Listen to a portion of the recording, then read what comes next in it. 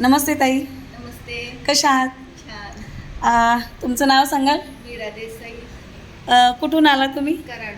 कराडहून. आणि इथे कुठे पुण्यात? पुणे तिथं आकृतीमध्ये, ड्रीम आकृतीमध्ये. ओके.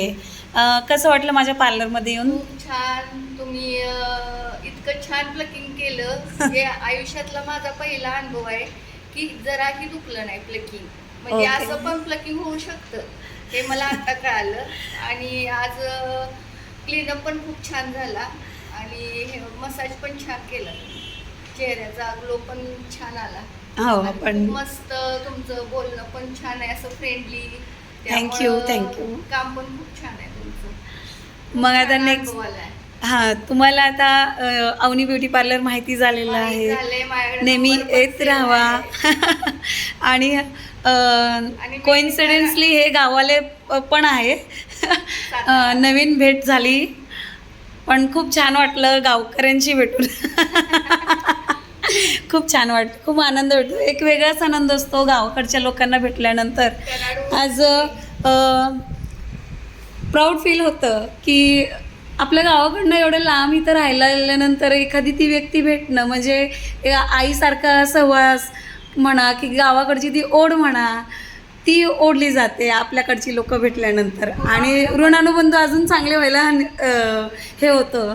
मला जरा कॅमेऱ्यात जास्त बोलता येत नाही. पण गुड आणि छान मैत्री झाली आमची. आणि मी कराडहून पुण्याला हे सगळं केलं. हां, खूप छान अनुभव आला. तुम्ही आधी पण कराडमध्ये किंवा इतर ठिकाणी केलं असेल, केलेलं. त्यावेळेस तुम्हाला काय अनुभव आलेले?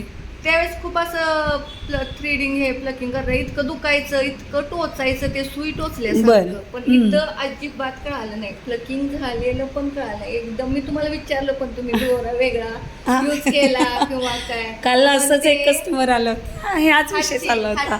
हातची कला जी आहे ना, म्हणजे हातात पेनच नाहीये. हम्म. इतकं छान करताय. Thank you so much. मला तर वाटतं की दुखतच असेल, पण उगा माझे कौतुक केलेलं जातं. अजिबात नाही. असं कोणीच कौतुक कारण की करणार मी जेव्हा नाही. माझं स्वतःचं प्लकिंग करते मला दुखतो. नाही, मला नाही. माझे अक्षरशः पायांची बोटं अशी होतात. हो का? आणि मला ती आणि पोटात पण असं टोचलं. गोळा येतो. हां. म्हणजे मला ते सवय नव्हती. फ्रेंड्सने मला ते करायला लावलं प्लकिंग. मी पहिली करत नव्हती. एक मेडिकल हां. असल्यामुळे म्हणायची करून तरी बघ एक. हां. पण ते त्रास होत होता खूप. म्हणजे जॉबमुळे तुम्हाला असं बाहेर जायला लागायचे आणि त्यावेळेस फील व्हायचं की हां थोडंसं अप टू डेट राहावं म्हणून. अप टू डेट पण. आणि ते प्लकिंग सहनच व्हायचं नाही ना, त्यामुळे मी करायला नकोच म्हणायची. म्हणजे ते ओके. एकदा केलेलं ते सहन झालं नाही. त्यामुळं मग ते आता एकदा करायला लागले, ते सवय लागली आता. पण तुम्ही खूप छान केलं.